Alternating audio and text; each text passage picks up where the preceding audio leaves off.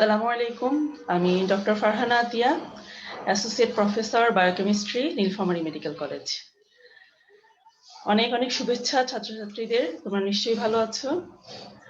আজকে আমরা নতুন একটা কার্ডের পড়া শুরু করব, biochemistry 4th card, renal biochemistry. ঠিক আছে, আজকে কিছু ইন্ট্রোডাক্টরি কথাবার্তা বলবো। এই রেনাল বায়োকেমিস্ট্রি সম্পর্কে জানার আগে আমাদের যেটা জানতেই হবে সেটা হচ্ছে কিডনির অ্যানাটমি আর ফিজিওলজি, এই দুটাই। অ্যানাটমি এবং ফিজিওলজি এই দুটো সম্পর্কে বেসিক আইডিয়া যদি না থাকে তাহলে কিন্তু আমরা এই বায়োকেমিস্ট্রির এই টপিকটা ভালো বুঝতে পারবো না। এই জন্য আমি অনুরোধ করব তোমাদেরকে এই ফিজিওলজি, রেনাল ফিজিওলজি যেটা, সেটা আরেকবার একটু তোমরা দেখে নিবে। আচ্ছা, তো আমরা জানি আমাদের দুইটা কিডনি আছে, তাই না? দুইটা কিডনিতে যে দুইটা আর্টারি সাপ্লাই দেয়, তাহলে রেনাল আর্টারি এটা দিয়ে ব্লাড সাপ্লাই পায় এবং রেনাল ভেইন এটা এখান থেকে ব্লাড নিয়ে আবার চলে যায়। ঠিক আছে, এইটা। আর কিডনিগুলোর ফাংশনাল এবং স্ট্রাকচারাল ইউনিটকে বলা হয় নেফ্রন, তাই না? তাহলে নেফ্রনকে আমরা দেখতে পারি যে এক একটা দুটো কিডনি মিলে প্রায় মিলিয়নের উপরে নেফ্রন আছে। এখন এই নেফ্রন গুলোর যদি আমি একটু স্ট্রাকচারটা দেখি তাহলে দেখবো কি নেফ্রনের এই যে হোয়াইটিশ কালারের যে স্ট্রাকচার, এটা নেফ্রন, আর রেড আর ব্লু দিয়ে বোঝানো হয়েছে ভেসেল, হ্যাঁ, আর্টারি। তাহলে এই রেনাল আর্টারি যেটা এখান থেকে ভাগ হয়ে প্রতিটা নেফ্রনে একটা করে আর্টারি যাচ্ছে। এই যে যাচ্ছে এটাকে বলা হয় অ্যাফারেন্ট আর্টারিওল, আর এখানে একটা ক্যাপিলারি মতো তৈরি করে আবার বের হয়ে যাচ্ছে এটা ইফারেন্ট আর্টারিওল। যাই হোক, এই যে ক্যাপিলারি তৈরি করছে এটা হচ্ছে গ্লোমেরুলাস। হ্যাঁ, তাহলে এই এই অংশটাকে আমরা বলি গ্লোমেরুলাস। তাহলে এই আর্টারির ভিতরে যে ব্লাডের ভিতরে যে মানে ব্লাড থাকে তার ফ্লুইড পোর্শনটা, ফ্লুইড পোর্শনটাকে বলি আমরা প্লাজমা। প্লাজমার একটা পার্ট কি হয় এখান থেকে এই রেনাল টিউবুলের ভিতরে চলে যায়। তাহলে এই যে নেফ্রনের পার্ট এটা হচ্ছে গ্লোমেরুলাস। এরপরে এই যে একটু পেঁচানো অংশটাকে বলা হয় প্রক্সিমাল কনভলিউটেড টিউবিউল। এরপরে এই যে ইউ শেপড একটা পার্ট, এটা হচ্ছে লুপ অফ হেনলি। হ্যাঁ, এটাকে আমরা এই লুপটাকে আমরা অ্যাসেন্ডিং লুপ, ডিসেন্ডিং লুপ এরকম ভাবে বলি। এটা হচ্ছে ডিসেন্ডিং লুপ, এরপরে যখন উঠে যায় অ্যাসেন্ডিং লুপ, এরপরে আবার একটু পেঁচানো অংশ, এটা হচ্ছে ডিস্টাল কনভলিউটেড টিউবিউল, সবশেষে কালেক্টিং ডাক্ট। আচ্ছা, তাহলে ব্লাড কি হয়, ব্লাড ভেসেল থেকে ব্লাডের যে ফ্লুইড পোর্শনটা সেটার একটা অংশ কি হয় এই টিউবুলের ভিতরে ঢুকে যায়। টিউবুলে যখন চলে আসলো তখন এটাকে আমরা বলি ফিল্ট্রেট। ঠিক আছে, এরপরে এই ফিল্ট্রেটটা এই পুরা রাস্তাটা ক্রস করে, এর মাঝে যেটুকু ফিল্ট্রেট আসে সবটুকু কিন্তু ইউরিন হয়ে যায় না, বেশি প্রায় 99% অ্যাবজর্পশন হয়ে যাবে এই পুরো রাস্তাতে। আবার অনেক কিছু সিক্রেশনও হবে, অনেক সলিড সিক্রেশন হয়। একদম শেষে যখন কালেক্টিং ডাক্টে চলে যাবে, এখানে গিয়ে সবগুলি কালেক্টিং ডাক্ট থেকে ইউরিনটা গিয়ে ইউরেটার দিয়ে আবার আমাদের ইউরিনারি ব্লাডারে যাবে, সেখান থেকে আমাদের বডি বাইরে বের করে দেবে। এই হচ্ছে মূল মেকানিজম। এখন এই মূল মেকানিজমের একটা পোর্শন আমাদের বায়োকেমিস্ট্রিতে লাগে, সেটুকু আজকে তোমাদেরকে আমি বলবো। তাহলে প্রথমে আসি রেনাল ব্লাড ফ্লো। তাহলে বললাম যে প্রত্যেকটা কিডনিতে রেনাল আর্টারি দিয়ে ব্লাড যায় আর রেনাল ভেইন দিয়ে ব্লাড আবার বের হয়ে আসে। তাহলে এই যে প্রতি মিনিটে দুইটো কিডনিতে যে পরিমাণ ব্লাড সাপ্লাই হচ্ছে, সবগুলি নেফ্রনের ভিতর দিয়ে ঘুরছে, হ্যাঁ, এই পরিমাণটাকে বলা হয় রেনাল ব্লাড ফ্লো। তাহলে প্রতি মিনিটে কিডনিতে যে পরিমাণ ব্লাড সাপ্লাই হয় সেটাই হচ্ছে রেনাল ব্লাড ফ্লো। আমরা যদি এটা হিসাব করি, এভারেজ এটা 1200 মিলিলিটার পার মিনিট। ঠিক আছে, তাহলে আমরা তো জানি যে ব্লাড পুরোটা হচ্ছে কিন্তু ফ্লুইড না, এর কিছু অংশ সেল থাকে, তাই না? সেলুলার পোর্শন বাদ দিলে ব্লাডের যে অংশ থাকে সেটাকে আমরা বলি প্লাজমা।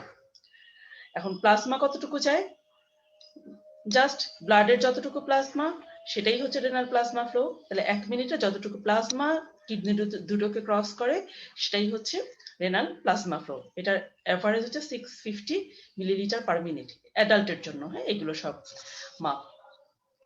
তাহলে যতটুকু প্রতি মিনিটে ব্লাড যতটুকু যাচ্ছে সেটাকে আমরা বলছি রেনাল ব্লাড ফ্লো, যতটুকু প্লাজমা যাচ্ছে সেটাকে বলছি রেনাল প্লাজমা ফ্লো। এখন আসে গ্লোমেরুলার ফিল্ট্রেশন রেট।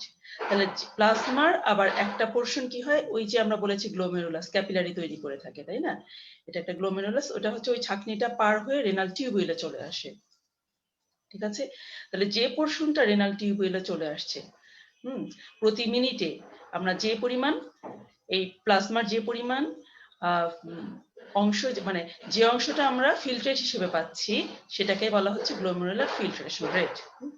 এটার অ্যাডাল্টের জন্য, এটা অ্যাভারেজ অ্যাডাল্টের জন্য 125 মিলিলিটার পার মিনিট। তাহলে প্রতি মিনিটে দেখো প্লাজমা যাচ্ছিল 650 ml, সেখান থেকে মাত্র 125 ml আমরা ফিল্ট্রেট হিসেবে পাচ্ছি। তাহলে এই 125 ml বা ডেইলি যদি আমরা হিসাব করি প্রায় 180 লিটারের মতো। তাহলে এই 125 ml কিন্তু চলে আসছে, বা 180 লিটার চলে আসে ফিল্ট্রেট হিসেবে, আর এর 99% এর বেশি অ্যাবজর্পশন হয়ে যায়। ইউরিন তৈরি হয় মাত্র 1 to 2 লিটারের মতো। তাহলে ডেইলি 180 লিটার ফিল্ট্রেট আসে, কিন্তু ইউরিন তৈরি হচ্ছে 1 থেকে 2 লিটারের মতো, মানে পুরো টিউবওয়েল দিয়ে এটা রিঅ্যাবজর্পশন হয়ে যাচ্ছে, এবং ফাইনালি অল্প একটু থাকছে ইউরিন হিসেবে। যেটাই হোক, গ্লোমেরুলার ফিল্ট্রেশন রেট এটা খুবই ইম্পর্টেন্ট। এরপরে আসি আমরা প্লাজমা লোড। ঠিক আছে, প্লাজমা লোড একটু এই টার্মগুলো একটু মনে রাখতে হবে, একটু ট্রিকি। হ্যাঁ, কোনোটা আমরা প্লাজমা দিয়ে হিসাব করি, আবার কোনোটা ফিল্ট্রেটের সাথে হিসাব করি। তাহলে এখানে প্লাজমা লোড বলছি, তাহলে এটা প্লাজমার সাথে একটু রিলেটেড। এটা হচ্ছে যে একটা প্লাজমায় প্রত্যেকটা সাবস্টেন্স, মানে কোনো না কোনো সলিউড থাকে, তাই না? সোডিয়াম থাকবে, গ্লুকোজ থাকবে, ইউরিয়া থাকবে, যে কোনো কিছু থাকে। প্রত্যেকটার কিন্তু একটা নির্দিষ্ট লেভেল থাকে, নির্দিষ্ট অ্যামাউন্ট থাকে। হ্যাঁ, সাধারণত আমরা এই কনসেন্ট্রেশনটা হিসাব করি কিভাবে, যেমন জিএলএ, পার ডিএলএ কতটুকু থাকে, হ্যাঁ, বা 100 ml, সেটাকে আমরা বলি 100 ml। তাহলে যেটাই হোক, প্লাজমাতে যে পরিমাণ সলিউড থাকে, সেই মানে একটা কিডনির, দুটো কিডনির নেফ্রন দিয়ে প্রতি মিনিটে যে পরিমাণ সলিউড পাস করে, সেটাকে আমরা বলি প্লাজমা লোড। তাহলে যে পরিমাণ প্লাজমা পাস করবে, সেই প্লাজমাতে যে সলিউডটুকু থাকে, সেটাকে আমরা বলছি প্লাজমা লোড। ঠিক আছে, তাহলে প্লাজমা লোড আমরা হিসাব করছি সলিউড দিয়ে। সলিডটা নিয়ে যাবে কে? প্লাজমা। তাহলে আমরা যদি গ্লুকোজের ক্ষেত্রে হিসাব করি, আমরা জানি গ্লুকোজের plasma concentration 100 milligram per decilitre. এখানে আমরা লিখেছি 100 মিলিগ্রাম পার 100 ml। হ্যাঁ, একটু বোঝানো সহজ করে বোঝানোর জন্য। তাহলে 1 ml এ কতটুকু থাকে? 1 ml প্লাজমাতে গ্লুকোজ থাকবে 1 মিলিগ্রাম। ঠিক আছে, তাহলে 1 ml এ থাকবে 1 মিলিগ্রাম। এখন প্রতি মিনিটে কতটুকু প্লাজমা কিডনি ক্রস করে? আমরা তো একটাকে জেনেছি, সেটা কত? রেনাল প্লাজমা ফ্লো, সেটাকে বলছি 650 ml। তাহলে 1 ml এ ছিল 1 মিলিগ্রাম, তাহলে 650 ml এ গ্লুকোজ কতটুকু থাকবে? 650 মিলিগ্রাম। তাহলে এইটাই হচ্ছে গ্লুকোজের প্লাজমা লোড। এরকম ভাবে আমরা যে কোনো সাবস্টেন্সের প্লাজমা লোড বের করতে পারি। এই 650 ml এর মধ্যে কতটুকু সেই সাবস্টেন্সটা থাকে, সেটাই হচ্ছে ওই সাবস্টেন্সের প্লাজমা লোড। ঠিক আছে, এটা। এরপর আসে টিউবুলার লোড। আচ্ছা, টিউবুলার লোড কি? টিউবুলার লোড হিসাব করবো আমরা জিএফআর এ, মানে ফিল্ট্রেটের ভেতরে কতটুকু সাবস্টেন্স আছে এটা দিয়ে। তাহলে একই রকম আমরা ফিল্ট্রেট কতটুকু পাচ্ছি, তার সাথে যদি প্লাজমা কনসেন্ট্রেশন হিসাব করে দিই, তাহলে আমরা পেয়ে যাব টিউবুলার লোড। ঠিক আছে, তাহলে এটাকে আমরা বলছি কি amount of substance that filters through the glomerular membrane into the tubule each minute. তাহলে প্রতি মিনিটে ফিল্ট্রেট কতটুকু তৈরি হচ্ছে? 125 ml, 125 ml। আর এখন যদি গ্লুকোজেরটা আবার আমরা বলি, যেহেতু গ্লুকোজটা বললাম এর আগেও, গ্লুকোজটা হিসাব করলে কি প্রতি ml এ সেই প্লাজমাতে কতটুকু গ্লুকোজ ছিল? 1 মিলিগ্রাম। 1 ml এ 1 মিলিগ্রাম ছিল। তাহলে এই 125 ml ফিল্ট্রেটের ভেতরে গ্লুকোজ থাকবে কতটুকু? 125 মিলিগ্রাম পার মিনিট। ঠিক আছে, তাহলে এটা হচ্ছে টিউবুলার লোড। তাহলে আমরা যখন প্লাজমাতে কতটুকু পাস করছে সলিউড সেটা বললাম, তখন সেটার নাম দিয়েছি প্লাজমা লোড। আর যখন ফিল্ট্রেট দিয়ে কতটুকু সলিউড পাস করছে প্রতি মিনিটে, সেটার নাম দিচ্ছি আমরা টিউবুলার লোড। আরেকটা টার্ম, হ্যাঁ, ট্রান্সপোর্ট ম্যাক্সিমাম। আচ্ছা, তাহলে প্রত্যেকটা সাবস্টেন্স কিন্তু এই যে ট্রান্সপোর্ট, এই সাবস্টেন্সগুলো রেনাল টিউবুল দিয়ে কি হয়, কখনো রিঅ্যাবজর্পশন হয়, কখনো সিক্রেশন হয়। ঠিক আছে, কিন্তু রিঅ্যাবজর্পশন এবং সিক্রেশন হয় কি, কোনো একটা ট্রান্সপোর্ট প্রোটিন লাগে বা কোনো একটা প্রসেস লাগে, মেকানিজম লাগে। তাহলে এই প্রত্যেকটা মেকানিজমের একটা লিমিট আছে। তাহলে ম্যাক্সিমাম কোন একটা সাবস্টেন্স যতটুকু অ্যাবজর্পশন হতে পারে অথবা সিক্রেশন হতে পারে সেইটাকে আমরা বলি ট্রান্সপোর্ট ম্যাক্সিমাম। ঠিক আছে, তাহলে প্রতি মিনিটে যে কোনো একটা সাবস্টেন্স যতটুকু অ্যাবজর্পশন বা সিক্রেশন হয়, মোট কথা টিউবিউল দিয়ে ট্রান্সপোর্ট হয়, সেটাকে বলে আমরা ট্রান্সপোর্ট ম্যাক্সিমাম। আচ্ছা, তাহলে যে কোনো সাবস্টেন্সের জন্য আমরা হিসাব করি ফিল্ট্রেশন বলেছি কি, যেটা ফিল্ট্রেট হিসেবে আসে, তাহলে সে একটা সাবস্টেন্সের নির্দিষ্ট কতটুকু ফিল্ট্রেশন হলো, তার সাথে যদি আরো কি ফিল্ট্রেশন ছাড়াও কি টিউবিউল দিয়ে সিক্রেশনও হতে পারে, সিক্রেশনটা যদি আমরা অ্যাড করি এর সাথে আবার রিঅ্যাবজর্পশন মানে কতটুকু আবার রিঅ্যাবজর্ব করে ফেলবে সাবস্টেন্সটা, সেটা যদি মাইনাস করি তাহলে আমরা পাবো ইউরিন দিয়ে এক্সক্রিশন কি পরিমাণ হচ্ছে। ঠিক আছে, এটা যে কোনো সাবস্টেন্সের জন্য এটা হতে পারে। আচ্ছা, এখন আমরা আসি একটি এক্সাম্পল দেই গ্লুকোজ দিয়ে। তাহলে গ্লুকোজের ট্রান্সপোর্ট ম্যাক্সিমামটা কত? গ্লুকোজের transport maximum 375 milligram per minute. এখন এই গ্লুকোজ যদি 375 মিলিগ্রাম পার মিনিট হচ্ছে ট্রান্সপোর্ট ম্যাক্সিমাম, মানে ম্যাক্সিমাম প্রতি মিনিটে কিডনি টিউবিউল গুলো 375 মিলিগ্রাম গ্লুকোজকে রিঅ্যাবজর্পশন করে নিতে পারবে। এখন যদি আমার ব্লাড গ্লুকোজ লেভেল না, ফিল্ট্রেটে যে গ্লুকোজ চলে আসছে, প্রতি মিনিটে যে পরিমাণ গ্লুকোজ আসে, যদি এই 375 মিলিগ্রামের চাইতে কম থাকে তাহলে কোনো এক্সক্রিশন হবে না, গ্লুকোজ এক্সক্রিশন হবে না। হ্যাঁ, আর যদি 375 মিলিগ্রাম পার মিনিটে যদি ক্রস করে যায় তাহলে সেই গ্লুকোজটা এক্সক্রিশন হবে কোথায়? ইউরিন দিয়ে এক্সক্রিশন হবে। তাহলে আমরা দেখি আমাদের টিউবুলার, তাহলে যে পরিমাণ ফিল্ট্রেশনে আসছে প্রতি মিনিটে সেটাকে আমরা বলি টিউবুলার লোড, তাই না? তাহলে টিউবুলার লোড যদি ট্রান্সপোর্ট ম্যাক্সিমামের চেয়ে কম হয় অথবা সমান হয় তাহলে সেটা ইউরিনে অ্যাপিয়ার করবে না। কিন্তু যদি এটা 375 এর বেশি হয়ে যায় তখন সেটাই মানে ট্রান্সপোর্ট ম্যাক্সিমামের চেয়ে যদি টিউবুলার লোডটা বেশি হয় তাহলে সেই সাবস্টেন্সটা ইউরিনে অ্যাপিয়ার করবে। হ্যাঁ, তাহলে আমাদের normal tubular load of glucose হচ্ছে 125 মিলিগ্রাম আর ট্রান্সপোর্ট ম্যাক্সিমাম কত? 375 মিলিগ্রাম। ইজিলি আমরা বুঝতে পারছি যে গ্লুকোজ নরমালি ইউরিনে অ্যাপিয়ার করার কথা না, হ্যাঁ, অ্যাপিয়ার করবে না।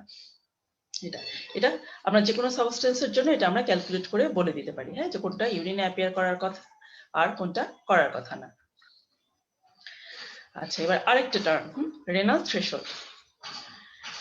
আচ্ছা, এটা আমরা যদি ডেফিনিশন বলি, critical concentration of a substance in plasma below which none of it appears in urine but above which progressively larger quantity of it appears in urine. তাহলে এটা হচ্ছে এমন একটা প্লাজমার কনসেন্ট্রেশন, ঠিক আছে, প্লাজমার একটা লেভেল, যেই লেভেলে সেই সাবস্টেন্সটা থাকলে ইউরিনে অ্যাপিয়ার করে না, কিন্তু ঠিক তার উপরের লেভেলে চলে গেলে ইউরিনে অ্যাপিয়ার করবে। ঠিক আছে, যেমন গ্লুকোজের আমরা নর্মাল গ্লুকোজ আমরা বলেছি কত?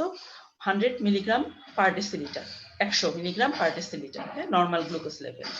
এখন কারো যদি গ্লুকোজ লেভেল বাড়তে থাকে 120 হয়, 130 হয়, 140 হয়, এগুলোতে কিন্তু তখন ইউরিনে, যদিও তার ব্লাড গ্লুকোজ লেভেল বেড়ে যাচ্ছে কিন্তু ইউরিনে অ্যাপিয়ার করবে না। কখন অ্যাপিয়ার করবে? যখন তার গ্লুকোজ 180 মিলিগ্রাম ক্রস করে যাবে। হ্যাঁ, তাহলে প্রতি ডেসিলিটারে 180 মিলিগ্রাম ক্রস করে গেলে গ্লুকোজটা ইউরিনে অ্যাপিয়ার করবে। তাহলে এইটা হচ্ছে সেই ক্রিটিক্যাল ভ্যালু গ্লুকোজের জন্য। তাহলে 180 মিলিগ্রাম পার ডেসিলিটার, এটা হচ্ছে রেনাল থ্রেশহোল্ড ফর গ্লুকোজ। এরকম প্রত্যেকটা সাবস্টেন্সের জন্য রেনাল থ্রেশহোল্ড আছে। আচ্ছা, এরপরে আরেকটা টার্ম প্লাজমা ক্লিয়ারেন্স, আমরা এটাকে রেনাল ক্লিয়ারেন্সও বলে থাকি। প্লাজমা ক্লিয়ারেন্সটা কি? আচ্ছা, এটা হচ্ছে যে এমন একটা, আমরা জানি যে প্রত্যেকটা সাবস্টেন্সের প্লাজমাতে একটা নির্দিষ্ট কনসেন্ট্রেশন আছে, আবার সেই সাবস্টেন্স যখন ইউরিন দিয়ে ক্রস করে তখন ইউরিনেরও একটা নির্দিষ্ট কনসেন্ট্রেশন থাকবে।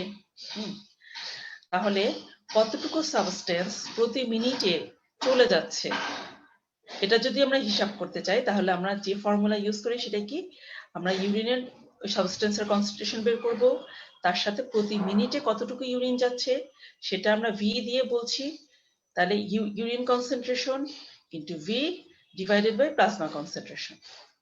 ঠিক আছে, এটা দিয়ে আমরা বলতে পারি কি যে প্রতি মিনিটে কতটুকু সাবস্টেন্স চলে যাচ্ছে। অ্যাকচুয়ালি এটাকে বলা হয় মানে কোনো প্রতি মিনিটে কতটুকু প্লাজমা ওই সাবস্টেন্স থেকে ক্লিয়ার হয়ে যাচ্ছে। অ্যাকচুয়ালি কি যখন কোনো একটা সলিউট আমাদের বডি থেকে বের হয়, সলিউট কিন্তু এইভাবে বের হয় না যে এখন ঠিক 5 মিলিলিটার প্লাজমা থেকে সলিউটটা বের হয়ে গেল বা 3 মিলিলিটার প্লাজমা থেকে সলিউটটা বের হয়ে গেল, তা না। টোটাল প্লাজমা থেকেই কিছুটা সলিউট বের হয়ে যায়, তাই না, এরকমটা। কিন্তু আমরা আমাদের হিসাবের সুবিধার জন্য আমরা এইভাবে বলি, এই জন্য এটাকে আমরা বলছি ভার্চুয়াল ভলিউম অফ প্লাজমা। তাহলে it is the virtual volume of plasma that is completely cleared of that substance by the kidneys per minute.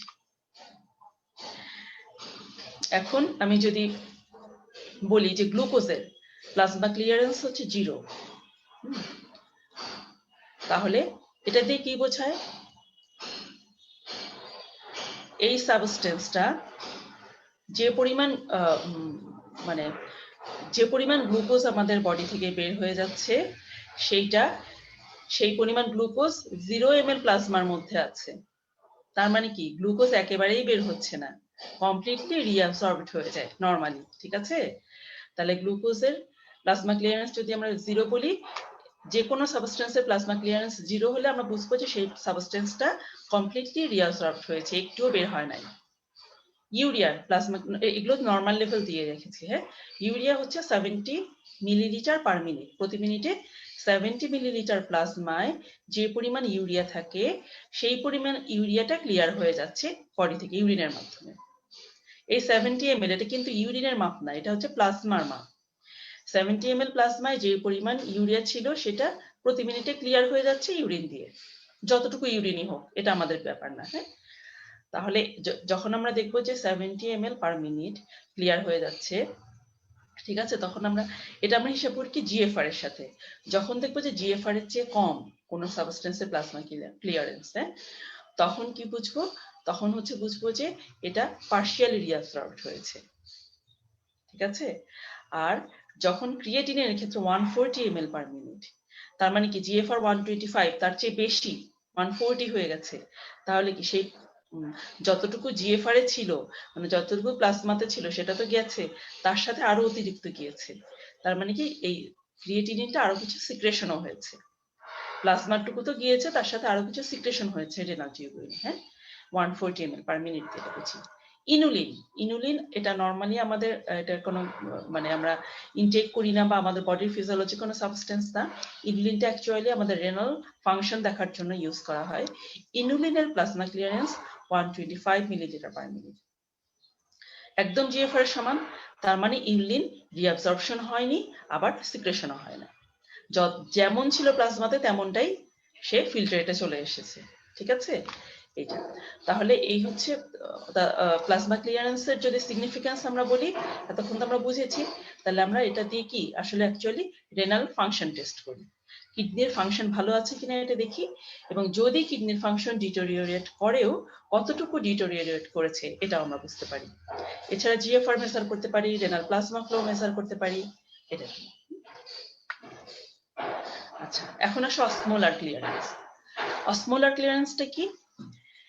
আচ্ছা, এটা হচ্ছে যে একটু আগে বললাম প্লাজমা ক্লিয়ারেন্স কি যে কোনো একটা সলিডের জন্য, আর ঠিক একই জিনিস যখন কোনো একটা অসমোটিক্যালি অ্যাক্টিভ পার্টিকেলের জন্য ইউজ করব, তখন আমরা সেটাকে বলবো অসমোলার ক্লিয়ারেন্স। একই কথা, যে পরিমাণ প্লাজমা থেকে প্রতি মিনিটে কোনো একটা অসমোটিক্যালি অ্যাক্টিভ সলিউট ক্লিয়ার হয়ে যাচ্ছে, সেটা হচ্ছে অসমোলার ক্লিয়ারেন্স। একই ফর্মুলা, শুধুমাত্র ওখানে আমরা কনসেন্ট্রেশন ইউজ করেছিলাম, এখানে ইউজ করব অসমোলারিটিটা। তাহলে urine osmolarity divided by plasma osmolarity, তার সাথে প্রতি মিনিটে যে ইউরিন ফ্লো রেট, হ্যাঁ, সেটুকু গুণন করে দেব। আচ্ছা, একটা এক্সাম্পল দেই। যে কোনো একটা সাবস্টেন্সের ইউরিন অসমোলারিটি আমরা পেলাম 900, ঠিক আছে, মিলিঅসমোল পার লিটার। আর প্লাজমা অসমোলারিটি আমরা জানি 300 মিলিঅসমোল পার লিটার। এর সাথে প্রতি মিনিটে যে ইউরিন ফ্লো সেটা হচ্ছে 1 ml পার মিনিট, ঠিক আছে, প্রতি মিনিটে ইউরিন যাচ্ছে 1 ml পার মিনিট। এটা যদি ক্যালকুলেশন করে আমরা পাবো 3, ঠিক আছে। তাহলে আমরা এটা বলতে পারি যে আমাদের প্রতি মিনিটে ইউরিন দিয়ে যতটুকু অসমোটিক্যালি অ্যাক্টিভ সলিউট পাস করছে সেটা অ্যাকচুয়ালি 3 ml প্লাজমার ভিতরে ছিল। এই কথাটার মানে হচ্ছে এটা, তাহলে প্রতি মিনিটে ইউরিন দিয়ে যতটুকু অসমোটিক্যালি অ্যাক্টিভ সলিউট পাস করছে এটা 3 ml প্লাজমার মধ্যে ছিল। আচ্ছা, ফ্রি ওয়াটার ক্লিয়ারেন্স। এখন আসো যে এই যে সলিউট গুলো থাকে, হ্যাঁ, এগুলো কি, এগুলোতে একা একা থাকে না, ওয়াটারের ভেতরে এটা মানে আমাদের বডি ফ্লুইডের ভেতরে এটা সলভেন্ট হিসেবে থাকে, তাই না, মানে মিক্সড থাকে এটা। তাহলে এই সলিড এটা আমরা হিসাব করব কিভাবে, এটা আমরা ব্লাডের অসমোলারিটি, প্লাজমার অসমোলারিটির সাথে একটা কম্পেয়ার করে এটা হিসাব করি। তো বলছি আমরা কি ডেফিনিশন কি, difference between water expression and osmolar clearance. তাহলে ওয়াটার এক্সপ্রেশন মানে ইউরিন ফ্লো রেট, প্রতি মিনিটে কতটুকু ইউরিন যাচ্ছে তার থেকে আমরা অসমোলার ক্লিয়ারেন্সটা যদি মাইনাস করি তাহলে আমরা ফ্রি ওয়াটার ক্লিয়ারেন্সটা পাবো। তাহলে সলিউট ফ্রি ওয়াটার প্রতি মিনিটে কতটুকু বডি থেকে বের হচ্ছে এটা হিসাব করার জন্য আমরা এই ফর্মুলাটা ইউজ করি। অ্যাকচুয়ালি সলিউট ফ্রি ভাবে কিন্তু ওয়াটার এক্সপ্রেশন হয় না, সলিউট সহই যায়, কিন্তু আমরা এখানে কম্পেয়ার করি। কম্পেয়ারটা করি কিভাবে একটু খেয়াল করো। এই যে মাছের যে ছবিটা দেখতে পাচ্ছ, এটা কি, এটা একটা আইসোটনিক। মনে করলাম এই পরিমাণ, তিনটা পাত্র একদম একই সমান দেখতে পাচ্ছ, ঠিক মাঝামাঝি এখানে দাগ দেওয়া হয়েছে, এখানে হচ্ছে আইসোটনিক কোন একটা ফ্লুইড আছে, হ্যাঁ, মানে প্লাজমার যেমন অসমোলারিটি, এটা অসমোলারিটিও ঠিক তাই। এখন কোনো কারণে যদি ফ্লুইডটা, আমি যদি এমন পরিমাণ ইউরিন যায় যে এটা হচ্ছে ইউরিনের পরিমাণটা ডাবল হয়েছে, কিন্তু এই যে আইসোটনিক ফ্লুইডে যে পরিমাণ সলিউট ছিল সলিউটটা একই আছে, তখন কি এই ফ্লুইডটাকে আমরা কি বলবো, হাইপোটনিক। ঠিক আছে, হাইপোটনিক যখন হবে তখন অ্যাকচুয়ালি সলিউটটা কিন্তু এই হাফ পরিমাণে এর ভিতরেই থাকার কথা, আর বাকি অর্ধেকটা ফ্রি ওয়াটার হিসেবে আছে, মানে আমরা ধরে নিচ্ছি আর কি, কল্পনা করে নিচ্ছি। যদি এটা এটুকু আইসোটনিক হতো তাহলে বাকি ফ্লুইডটা বাকি যেটা পানি ছিল সেটা ফ্রি ওয়াটার হিসেবে ছিল। তাহলে এটাকে আমরা বলছি ফ্রি ওয়াটার ক্লিয়ারেন্স। এই অসমোলারিটির সাথে, প্লাজমা অসমোলারিটির সাথে এই ওয়াটারের যে ডিফারেন্স সেটাকে আমরা বলছি ফ্রি ওয়াটার ক্লিয়ারেন্স। এখন একই পরিমাণ সলিউট যদি খুবই কম পরিমাণে, যে এটারও হাফ, আইসোটনিক যেটা পেয়েছিলাম তার হাফ পরিমাণ ইউরিনের ভেতরে থাকে, তাহলে কি এই ফ্লুইডটা হবে কি হাইপারটনিক। আর এখানে কিন্তু আরো বেশি ওয়াটার থাকার কথা ছিল, ফ্রি ওয়াটার তো নাই, বরং ফ্রি ওয়াটার মাইনাস হয়েছে।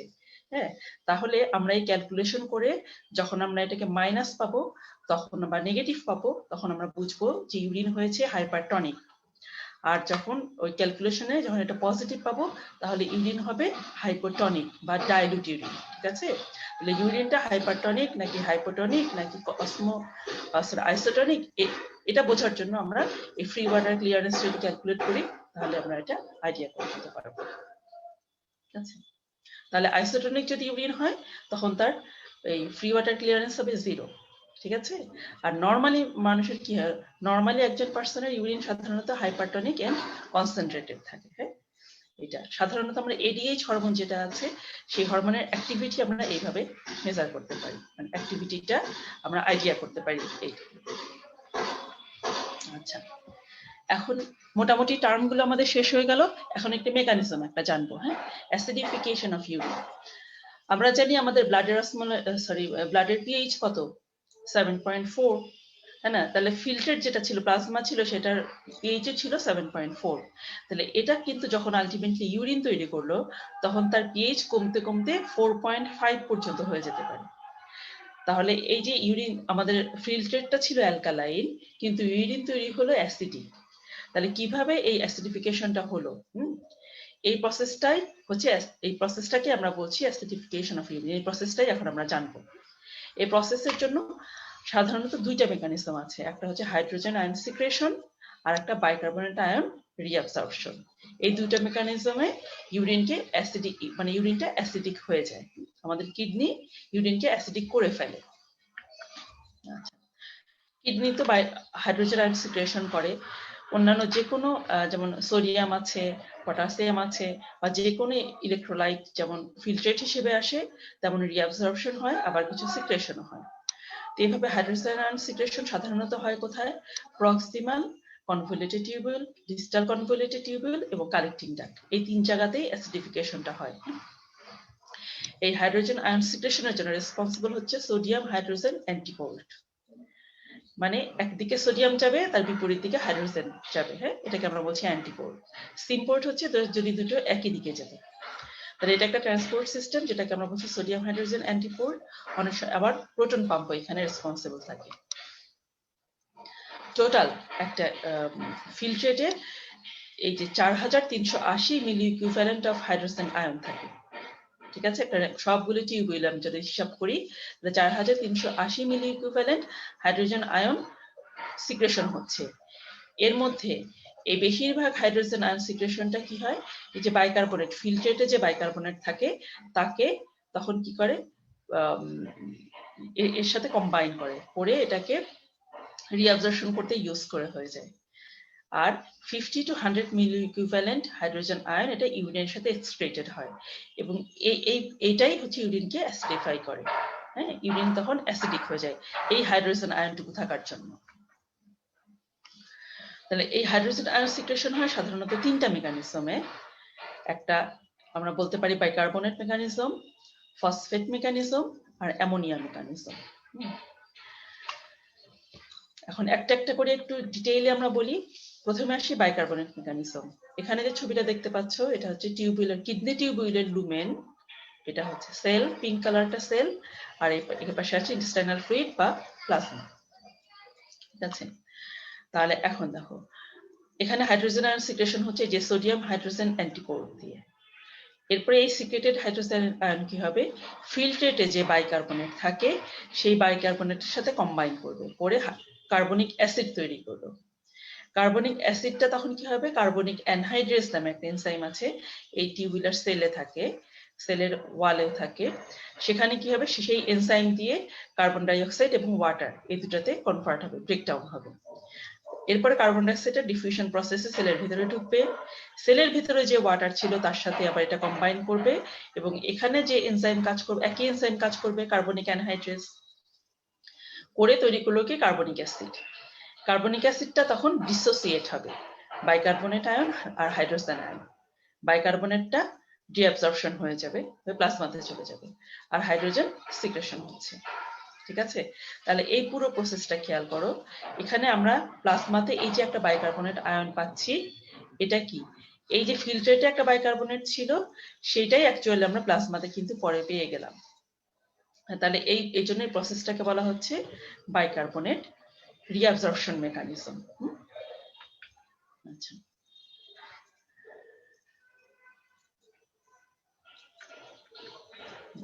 এখন আসলে ফসফেট মেকানিজম।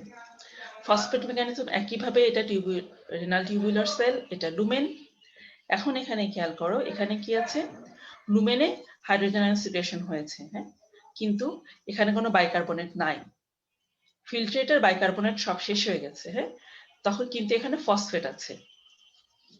আচ্ছা, এখন তাহলে এই অ্যাকচুয়ালি এটা কি, এই হাইড্রোজেন আয়নটা কিভাবে আসলো, এখানে দেখো এই কার্বন ডাইঅক্সাইড এবং হাইড্রোজেন, সরি ওয়াটার, এই দুটো কম্বাইন করলো কার্বনিক অ্যানহাইড্রেজ দিয়ে, একই আগের মতোই রিঅ্যাকশন, কার্বনিক অ্যাসিড তৈরি করলো। এরপরে এই কার্বনিক অ্যাসিডটা ডিসোসিয়েট হলো বাইকার্বনেট এবং হাইড্রোজেন আয়নে। এই হাইড্রোজেন আয়নটা সিক্রেশন হবে, আর বাইকার্বনেটটা রিঅ্যাবজর্পশন হয়ে এই ইন্টারস্টিশিয়াল ফ্লুইড দিয়ে প্লাজমাতে চলে গেল। তাহলে এই প্রসেসে আমরা দেখলাম কি, ফিল্ট্রেটের ভিতরে কোনো বাইকার্বনেট ছিল না, কিন্তু প্লাজমাতে আমরা একটা বাইকার্বনেট পেয়ে গেছি। এই হাইড্রোজেন আয়ন সিক্রেশন হয়েছে, তার বিনিময়ে একটা বাইকার্বনেট পেয়েছি। তাহলে এই জন্য এই প্রসেসটাকে আমরা বলছি বাইকার্বনেট জেনারেশন মেকানিজম। ঠিক আছে, অ্যাকচুয়ালি এখানে ফসফেট রোল প্লে করে, কিন্তু এটাকে বাইকার্বনেট জেনারেশন মেকানিজমও বলা হয়। ঠিক আছে, আচ্ছা, এখন 3 নাম্বার মেকানিজম। তাহলে হাইড্রোজেন আয়ন সিক্রেশনের জন্য আমরা বলেছি তিনটা মেকানিজম, একটা বাইকার্বনেট মেকানিজম, ফসফেট মেকানিজম, আর একটা আসে অ্যামোনিয়া মেকানিজম, লাস্ট ওয়ান। তাহলে গ্লুটামিন, হ্যাঁ, এটা একটা অ্যামিনো অ্যাসিড, এটা কনভার্ট হবে গ্লুটামেট বা গ্লুটামিক অ্যাসিডে। এই কনভার্সনের সময় একটা অ্যামোনিয়া রিলিজ হবে। এই অ্যামোনিয়াটা কি হবে, ফিল্ট্রেটে চলে আসবে, টিউবুলার সেল থেকে এখান থেকে চলে আসবে, লুমেনের ভেতরে আসবে। লুমেনের ভেতরে এসে এটা তখন এই যে হাইড্রোজেন আয়ন যেটা সিক্রেশন হয়েছে তার সাথে এটা কম্বাইন করে এটা অ্যামোনিয়াম তৈরি করবে, করে এটা হচ্ছে অ্যামোনিয়াম কম্পাউন্ড হিসেবে ইউরিন দিয়ে পাস করে যাবে। এবং এই প্রসেসের ভেতরেও একইভাবে আগের মতনই কার্বন ডাই অক্সাইড এবং ওয়াটার এই দুটো কম্বাইন করে কার্বনিক অ্যাসিড তৈরি হবে। তারপরে কি সেটা আবার ডিসোসিয়েট হবে বাইকার্বনেট এবং হাইড্রোজেন, এবং একটা বাইকার্বনেট রিঅ্যাবসর্পশন হবে, যেখানে ফিল্ট্রেটে কোনো বাইকার্বনেট ছিল না। এটা তাহলে এই হচ্ছে মোটামুটি আমাদের তিনটা মেকানিজম হাইড্রোজেন আয়ন সিক্রেশন হওয়ার, বডি থেকে বের হয়ে যাওয়ার। হ্যাঁ, এইভাবে বডি থেকে বের হয়ে যায়। কারণ এই হাইড্রোজেন আয়নগুলো ইউরিনটাকে অ্যাসিডে কনভার্ট করে। ঠিক আছে, তাহলে এটা ফসফেটের সাথে যে হাইড্রোজেন সেটা, অ্যামোনিয়ার সাথে যে হাইড্রোজেন সেটা, আর একটা হচ্ছে বাইকার্বনেটের সাথে যে হাইড্রোজেন, তাই না, কার্বনিক অ্যাসিড যেটা তৈরি হবে সেটা। এই তিনটার হাইড্রোজেন আয়ন মিলে আমাদের ইউরিনটা অ্যাসিডিক হয়ে যায়। আচ্ছা, এখন আরেকটা টার্ম বলে আমরা শেষ করে দিব আজকের ক্লাস, সেটা হচ্ছে লিমিটিং পিএইচ। তাহলে এই যে হাইড্রোজেন আয়ন সিক্রেশন করে যাচ্ছে, এটা কি সিক্রেশন করতেই থাকবে এবং ইউরিন কি অ্যাসিডিক হতেই থাকবে? না, প্রত্যেকটা মেকানিজমের একটা ক্যাপাসিটি আছে, তাই না? একটা মেশিনের জন্য একটা ক্যাপাসিটি আছে, আমাদের বডির প্রতিটা মেকানিজমের একটা ক্যাপাসিটি আছে। তাহলে এই ক্যাপাসিটিটা কত? তাহলে এই ক্যাপাসিটিটা হচ্ছে যে ইউরিনের পিএইচ যখন 4.5 হবে, এই 4.5 হলে ইউরিনের ভেতরে যতগুলো হাইড্রোজেন আয়ন থাকবে তার এগেইনস্টে রেনাল টিউবুলার সেল আর কোনো নতুন হাইড্রোজেন আয়ন সিক্রেশন করতে পারবে না। ঠিক আছে, তাহলে কি ইউরিনের পিএইচ 4.5 এর নিচে আর নামতে পারবে না, কারণ আর তো হাইড্রোজেন আয়ন সিক্রেশন হচ্ছে না। তাহলে এই 4.5 পিএইচটাকে আমরা বলছি লিমিটিং পিএইচ। এবং এই পিএইচ এ অ্যাকচুয়ালি কত হাইড্রোজেন আয়ন থাকে? আমাদের প্লাজমাতে যে পরিমাণ হাইড্রোজেন আয়ন থাকে নরমাল পিএইচ এ 7.4, তার 1000 গুণ বেশি থাকে হাইড্রোজেন আয়ন এই 4.5 এই পিএইচ এ। ঠিক আছে, তাহলে এটাকেই বলছি আমরা লিমিটিং পিএইচ। তাহলে ইউরিন অ্যাসিডিফাই হতে থাকবে, 7.4 ছিল প্লাজমাতে, মানে ফিল্ট্রেটেড পিএইচ, তার চেয়ে কমে 7 হবে, 6 হবে, হ্যাঁ 5 হবে, এরকম নামতে নামতে 4.5 এ যখন আসবে তার চেয়ে নিচে আর নামতে পারবে না। হ্যাঁ, এই জন্য এটাকে বলি লিমিটিং পিএইচ। এখানে আরেকটা কথা বলে রাখি, ইউরিনের পিএইচ নরমাল পিএইচ 4.5 থেকে 8 পর্যন্ত হতে পারে, অ্যালকালাইন পিএইচও হতে পারে। সাধারণত অ্যালকালাইন কাদের হয়? যারা ভেজ ডায়েট খায়, হ্যাঁ, যারা এই মানে প্রোটিন খায় না, মাছ মাংস খায় না, হ্যাঁ, ফ্রুটস এবং ভেজিটেবলস যারা বেশি খায় তাদের অ্যালকালাইন পিএইচ হয় ইউরিনের। তাহলে আজকে এতটুকুই। তো যারা এতক্ষণ ধৈর্য ধরে আমার ক্লাস শুনেছো তাদেরকে অসংখ্য ধন্যবাদ। যদি তোমাদের কোনো কিছু বুঝতে অসুবিধা হয় তোমরা কমেন্ট সেকশনে লিখে দিও, আমি আমার চেষ্টা করব উত্তর দিয়ে দেওয়ার জন্য। সেই সাথে অ্যাক্সেস মেডিকেল স্কুলকেও ধন্যবাদ আমার ক্লাস নেওয়ার সুযোগ করে দেওয়ার জন্য। আজকে শেষ করছি তাহলে, আল্লাহ হাফেজ।